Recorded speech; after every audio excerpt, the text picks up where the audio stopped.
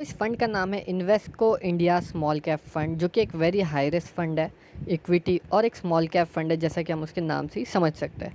अगर हम इसका रिटर्न देखें तो इसका 3 साल का एनुअलाइज रिटर्न है 22.28%, 5 साल का है 37.69% और ओवरऑल इंसेप्शन से अगर हम देखें तो इसका रिटर्न आता है 24.40%।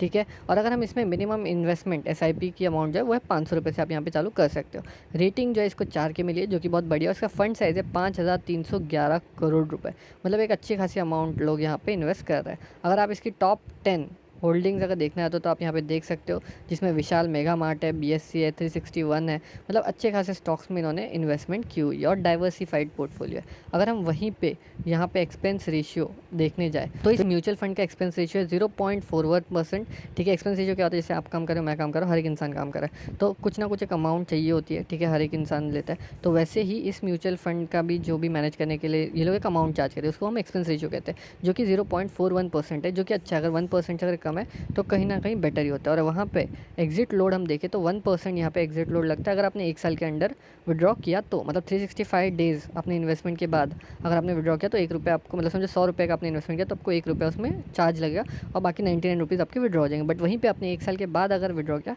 तो आपको ये एग्जिट लोड नहीं लगने वाला। और रही बात टैक्स की, तो टैक्स का जो है सेम ही कैलकुलेशन है। अगर जो भी आपका रिटर्न बन रहा है वो अगर आपने 1 साल के अंडर अगर विड्रॉ किया तो उस पर 20% लगेगा। अगर आपने 1 साल के बाद विड्रॉ किया तो उस पर लॉन्ग टर्म गेन टैक्स लगेगा, जो कि आपका 12.5% होता है। तो इस म्यूचुअल फंड में इन्वेस्टमेंट करने की 3 स्ट्रैटेजी, पहली एसआईपी, दूसरी स्टेप अप एसआईपी, तीसरी लमसम इन्वेस्टमेंट। तो अब देखते हैं किस स्ट्रैटेजी में सबसे ज़्यादा आपका पैसा बनता है। तो जैसे पहली स्ट्रैटेजी है एसआईपी, जिसमें हम लोग ने मंथली इन्वेस्टमेंट सिर्फ 1,000 रुपये का लिखा हुआ है और जो एक्सपेक्टेड रिटर्न है वो हमने 22% का लिया हुआ है। जो टाइम पीरियड है वो अगर हमने 10 साल का लिया हुआ है तो इन्वेस्टेड अमाउंट आपकी आ रही है 1,20,000, रिटर्न आपका आ रहा है 2,63,000 के आसपास और टोटल वैल्यू पोर्टफोलियो की आ रही है 3,83,000 के आसपास।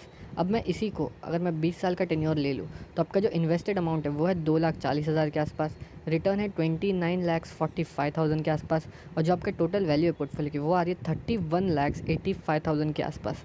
अब मैं इसी टेन्योर को मैं अगर 25 साल ले लूँ, जहाँ पे आपका मंथली इन्वेस्टमेंट वही है 1,000 रुपये का, तो जो आपकी इन्वेस्टेड अमाउंट आ रही है वो आ रही है 3 लाख के आसपास। जो आपका रिटर्न बन रहा है वो बन रहा है 84,14,000 के आसपास और जो टोटल वैल्यू आ रही है पोर्टफोलियो की वो आ रही है 87,14,000 के आसपास।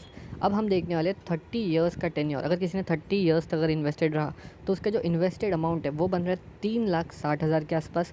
जो रिटर्न बन रहा है उसके ऊपर वो बन रहा है 2,32,95,000 के आसपास और जो टोटल वैल्यू पोर्टफोलियो की निकल के आ रही है वो आ रही है 2,36,55,000 के आसपास। मतलब देख ही सकते हो 30 साल में आप 2 करोड़ के भी ऊपर आपका पोर्टफोलियो चला जाता है। अब हम देखने वाले सेकंड जो स्ट्रैटेजी जो कि आपकी स्टेप अप एसआईपी स्ट्रैटेजी उसे, तो यहाँ पे भी हम वही चीज़ करेंगे कि अपना जो एसआईपी अमाउंट है जो मंथली इन्वेस्टमेंट में वो हम लोग 1,000 रुपये लेंगे। ठीक है, जिसको हम लोग 10% से एवरी ईयर ग्रो करेंगे, इसीलिए उसको स्टेप अप एसआईपी कहते हैं। और इसमें भी हम एक्सपेक्टेड रिटर्न जो है 22% का लेंगे और टाइम पीरियड जैसे हम लोग पहले 10 ईयर्स का लेते हैं तो आपका इन्वेस्टेड अमाउंट निकल के आ रहा है 1,91,000 का, रिटर्न आपका बन रहा है 3,34,000 का। जो टोटल वैल्यू है पोर्टफोलियो की वो निकल के आ रही है 5,25,000 के आसपास। अब मैं इसी को, ठीक है, इसी टेन्योर को अगर मैं 20 साल ले लूँ, वही सेम चीज़ें बाकी सब, तो इन्वेस्टेड अमाउंट आपका आ रहा है 6,87,000 का, रिटर्न जो आपका बना है वो बना है 45,14,000 रुपीज़ के आसपास और जो टोटल वैल्यू है पोर्टफोलियो की वो निकल के आ रही है 52,01,000 के आसपास। मतलब यहाँ पे आप देख सकते हो आपने 20 साल में 50 लाख का आपका पोर्टफोलियो बन जाता है। वहीं पे अगर मैं 25 साल का ले लूँ तो जो इन्वेस्टेड अमाउंट है वो निकल के आ रही है 11,80,000 के आसपास। जो रिटर्न बना है वो बना है 1,36,98,000 के आसपास और जो टोटल वैल्यू पोर्टफोलियो की निकल के आ रही है वो आ रही है 1,48,78,000 के आसपास। मतलब यहाँ पे देख सकते हो करीब करीब 1.5 करोड़ तक आप पहुँच चुके हो। और यहीं पे अगर मैं 30 ईयर्स का टेन्योर देखूँ तो इन्वेस्टेड अमाउंट है आपकी 19,73,000 के आसपास, रिटर्न जो बना है वो बना है 3,95,58,000 के आसपास और जो ओवरऑल आपका पोर्टफोलियो की वैल्यू वो है 4,15,32,000 के आसपास। मतलब यहाँ पे आपने 4 करोड़ का जो बेंचमार्क है उसे पार कर दिया है। अब हम देखेंगे अपनी जो तीसरी स्ट्रैटेजी है इन्वेस्टमेंट, लमसम इन्वेस्टमेंट स्ट्रैटेजी, वो तो जो तीसरी स्ट्रैटेजी है लमसम इन्वेस्टमेंट स्ट्रैटेजी, जिसमें हम लोग लमसम अमाउंट ऑफ 50,000 इन्वेस्ट करेंगे, रिटर्न आपको वही 22% का मिलेगा और जो आपकी टाइम पीरियड है वो अगर हम 10 साल का ले तो इन्वेस्टेड अमाउंट 50,000, रिटर्न जो बन रहा है वो बन रहा है 3,15,000 का, टोटल वैल्यू आपकी पोर्टफोलियो की होगी 3,65,000 तक की। अब मैं यहीं पे ये जो टेन्योर इसका अगर मैं 20 साल का देखूँ तो जो इन्वेस्टेड अमाउंट है वही है 50,000 की। रिटर्न जो बना है वो बना है 26,17,000 का, और जो टोटल वैल्यू है पोर्टफोलियो की वो हो गई 26,67,000। और अगर मैं इसी को जो टेन्योर है उसको 30 ईयर्स ले लूँ तो इन्वेस्टेड अमाउंट है वही 50,000 का। जो रिटर्न बना है वो बना है 1,94,37,000 तक का, और जो टोटल वैल्यू पोर्टफोलियो की निकल के आ रही है वो आ रही है 1,94,87,000 तक की। मतलब देख सकते हो क्लोज टू क्लोज आप 2 करोड़ तक यहाँ पे पहुँच चुके हो। स्टॉक मार्केट पैसे बनाने का सबसे पावरफुल टूल है, लेकिन 90% लोग यहाँ फेल होना शुरू कर देते हैं। ऐसा क्यों? क्या गलतियाँ नए इन्वेस्टर बार बार करते रहते हैं? मार्केट में इन्वेस्ट करते वक्त लोग कहाँ फेल होते हैं? आप इन मिस्टेक से कैसे बच सकते हैं? Mistake number 1, FOMO. फोमो से इन्वेस्ट मत करना। फोमो क्या होता है? Fear of missing out. क्या आपने कभी किसी स्टॉक को सिर्फ इसीलिए ख़रीदा है क्योंकि सब लोग उस स्टॉक में इन्वेस्ट कर रहे थे? अगर हाँ, तो आप भी फोमो का शिकार हो चुके हो। अगर फोमो को हम समझने जाए तो लोग जब मार्केट में यूफोरिया देखते हैं तो बिना रिसर्च के इन्वेस्ट कर देते हैं। न्यूज़ चैनल, यूट्यूब वीडियोस और फ्रेंड्स के कहने पे ही इन्वेस्ट कर देते हैं। हर ट्रेंडिंग स्टॉक फ्यूचर में ग्रो नहीं करता।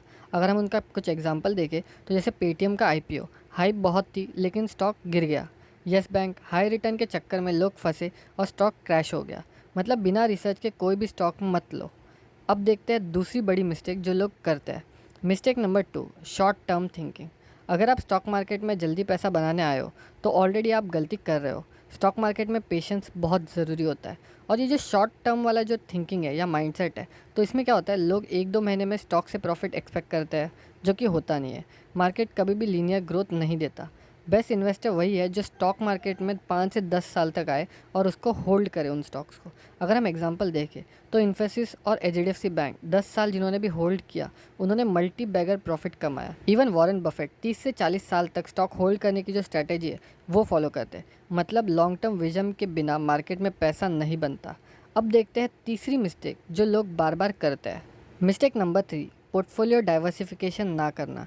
अगर आप सिर्फ 1 या 2 स्टॉक में पैसा लगा रहे हो तो आप रिस्क ले रहे हो, वो भी बहुत बड़ी वाली। डाइवर्सिफिकेशन इक्वल टू रिस्क को कम करना। अगर हम डाइवर्सिफिकेशन को समझे तो एक ही सेक्टर के स्टॉक्स लेने से रिस्क ज़्यादा होता है। डिफरेंट सेक्टर्स के स्टॉक्स में इन्वेस्ट करने से मार्केट क्रैश का जो इम्पैक्ट है वो कम होता है। मिनिमम आपके जो पोर्टफोलियोस में 8 से 10 अच्छे स्टॉक्स होने चाहिए। एग्जाम्पल से हम समझे तो 2008 का फाइनेंशियल क्राइसिस, सिर्फ बैंकिंग स्टॉक्स में इन्वेस्ट करने वाले लोगों ने ही ह्यूज लॉस उठाए। दूसरा, टेक स्टॉक्स, 2000 बबल में सिर्फ आईटी स्टॉक लेने वाले लोगों का ही लॉस हुआ। मतलब डाइवर्सिफाइड पोर्टफोलियो बनाना ज़रूरी है। आप अपने पोर्टफोलियो में कितने अलग अलग टाइप के सेक्टर के स्टॉक रखते हो वो हमें कमेंट करके ज़रूर बताना। अब देखते हैं चौथी बड़ी मिस्टेक जो लोग करते हैं। मिस्टेक नंबर 4, पैनिक सेलिंग इन मार्केट क्रैश। अगर मार्केट गिर रहा है तो क्या स्टॉक आप बेच देना चाहिए? मार्केट गिरता भी है और वापस भी आता है।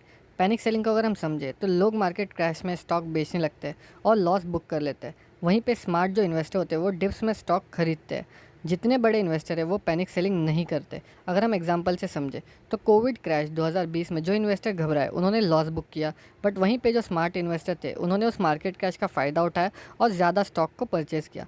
मतलब मार्केट क्रैश में पैनिक सेलिंग नहीं करनी चाहिए। अब देखते हैं अपनी पाँचवीं और सबसे बड़ी मिस्टेक जो लोग करते हैं।